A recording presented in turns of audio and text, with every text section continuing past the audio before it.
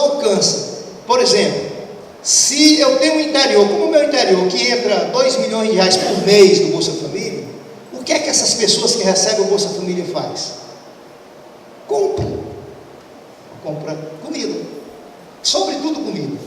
Ora, se ele compra comida, ele alimenta o comércio. Se ele compra no comércio, alguém produziu para o comércio vender. Então é uma ciranda, né? É uma ciranda que faz com que a vida do povo melhore, e a vida do povo melhorando, você tem a economia também melhorando. Então eu penso que, apesar de todas as dificuldades, e elas são reais, o que nós temos que fazer é isso, é aprofundar a nossa participação, melhorar o nosso processo político eleitoral, né? De fato buscar o voto mais consciente, buscar o voto não pela troca do favor, né? Político não é profissão, política é um serviço. Quem enxerga a política como profissão, quem enxerga a política como meio de vida, aí vende a alma ao diabo para se manter na política.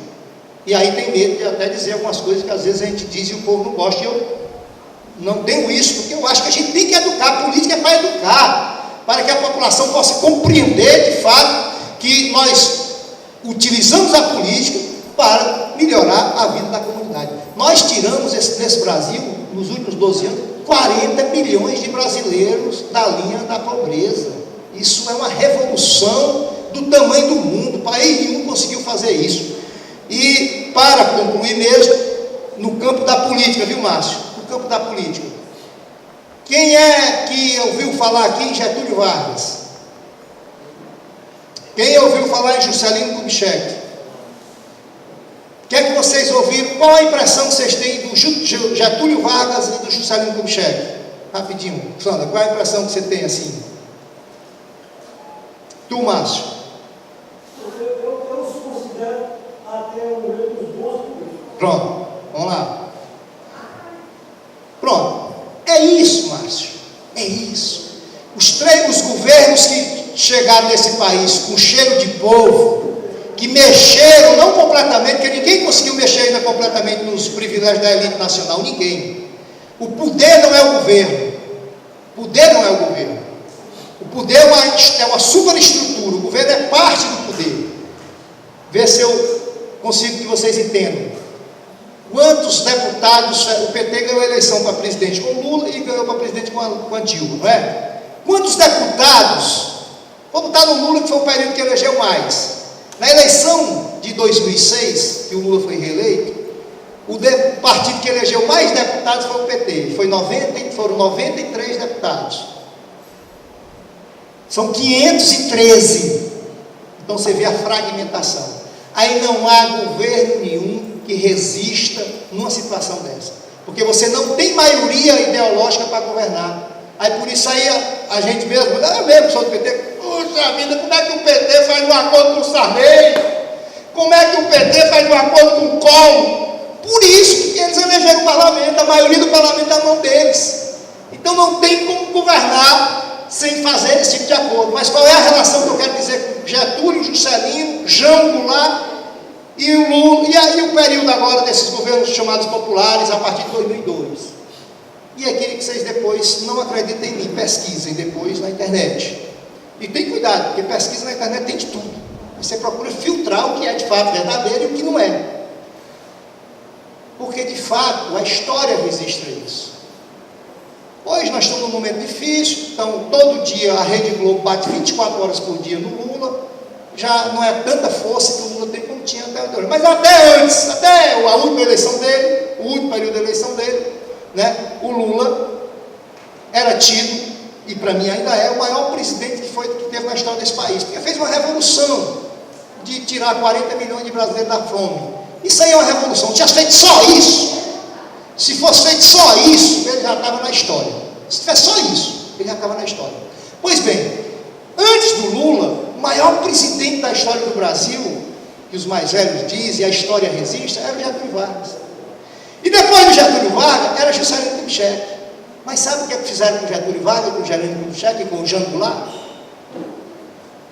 João Goulart foi presidente e sofreu o golpe em 64, o golpe militar, né? João Goulart o Carlos Lacerda, que era um jornalista, a mídia na época, fizeram uma campanha violenta contra o Getúlio. Era assim, se o no período da campanha, que o Getúlio não poderia ser candidato, se fosse candidato não poderia fazer campanha, se fizesse campanha não poderia ganhar, se ganhasse não poderia governar. E de fato foi o que eles fizeram. O Getúlio ganhou a eleição e eles iniciaram uma luta dura. E qual era a principal luta dura contra o Getúlio? Dizer que o Getúlio estava atolado no mar de corrupção. O mar era atolado na lama da corrupção. Fizeram uma campanha violenta contra o Getúlio. Levou o Getúlio a quê? Ao suicídio. Para não ver o governo cair, o Getúlio se suicidou. Só que na época a campanha da mídia era tão violenta que o povo quase inteiro estava contra o Getúlio. De repente, o velhinho conhecido, amado pelo povo brasileiro, o povo passou a espinafrar o Getúlio, porque todo dia alimentado pela mídia da época. Grande capital nacional, internacional, interessado por causa de suicidou. Juscelino Kubitschek, assim, quando o Getúlio se suicidou, aí o povo acordou. O povo foi para as ruas, ficou indignado, aí passou a defender o Getúlio. O golpe militar de 64 era para ter acontecido em 54. Mas com a morte do Getúlio, o golpe foi evitado. Porque o povo se revoltou, passou a apedrejar o jornal O Dia, que era lá do Carlos Lacerda e tal. Aí quando vem 64, 10 anos depois, aliás, antes de 64, a eleição do Juscelino Kubitschek, no ano que eu nasci em 1956, a campanha foi 55 para 56, a eleição, ele começou a governar em 56, mesma coisa, os mesmos setores fizeram uma campanha violenta contra o Juscelino, tentaram um golpe para o Juscelino não assumir depois de eleito, o Marechal Lott se aquartelou e garantiu a posse do Juscelino Kubitschek. Quando a ditadura veio, caçou o mandato do Juscelino, ele foi exilado para fora do país, e em 76 ele morreu de uma morte misteriosa, que ainda hoje não se sabe se ele morreu num acidente mesmo ou se foi assassinado pela ditadura militar. Aí veio o Jango, mesma coisa, o Jango caiu. Se tivesse tido eleição em 1965, o Jango tinha 75% de aprovação popular. Mas o que é que fizeram? E aí a Igreja Católica foi fundamental nisso também, criou junto com aquela tradição, família e propriedade, foi uma luta violenta na rádio, televisão e jornais contra o João Goulart. Golpe militar, derrubaram o João Goulart. O que é que eu quis pontuar com vocês? Que a gente tem que ter cuidado com o que a gente ouve e com o que a gente vê hoje. Tudo a gente tem que desconfiar, inclusive do que eu estou dizendo. Pesquisar, filtrar, olhar direitinho para ver o que é que está acontecendo por trás desse jogo. Esse jogo perverso não tem outra razão, inclusive do ponto de vista da corrupção. O grande desespero desses tubarões do capital nacional, porque corrupção, pessoal, não tem. Se tem um político corrupto, é porque tem um corruptor. Se tem um juiz que vende uma sentença, é porque tem alguém que comprou, através do advogado ou através do dinheiro do dono da causa.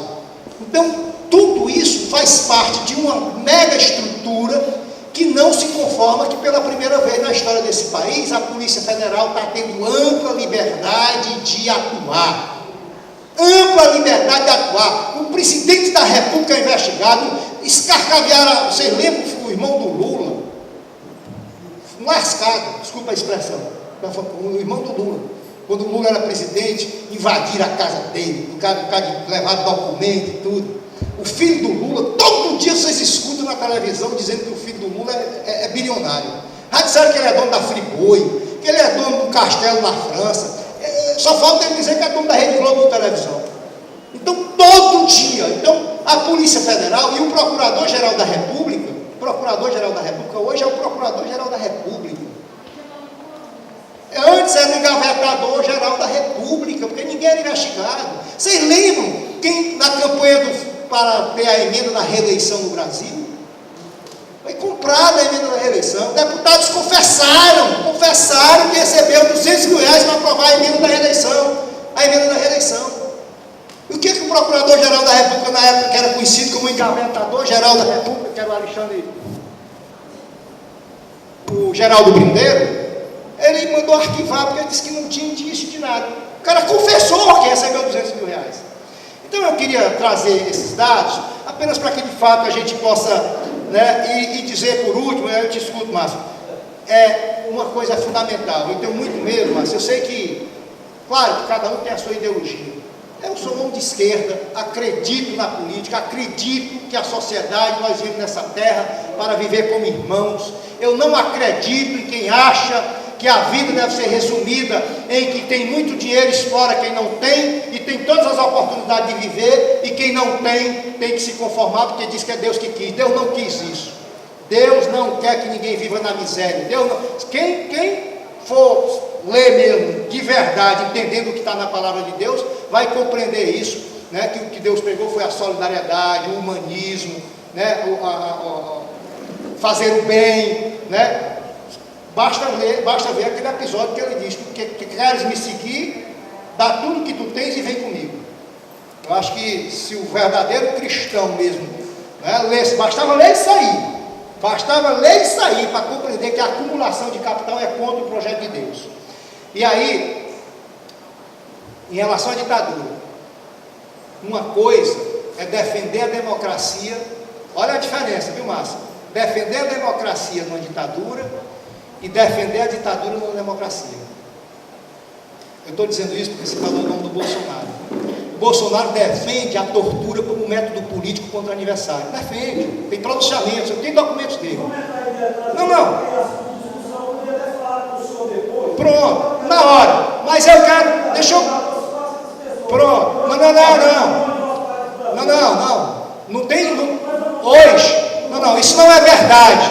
Isso não é verdade. A ditadura... Quem defendia a democracia na ditadura era preso, exilado, torturado ou morto. E defender a ditadura na democracia, aí é beleza, todo mundo faz. Bolsonaro todo dia mete a lenha na imprensa, no Congresso, nas entrevistas, não só ele, né? A liberdade de dizer o que se quer. Agora, nós temos que ter cuidado com isso. Defender a democracia na ditadura é ir para a sala de tortura. Diferente de você estar vivendo uma democracia.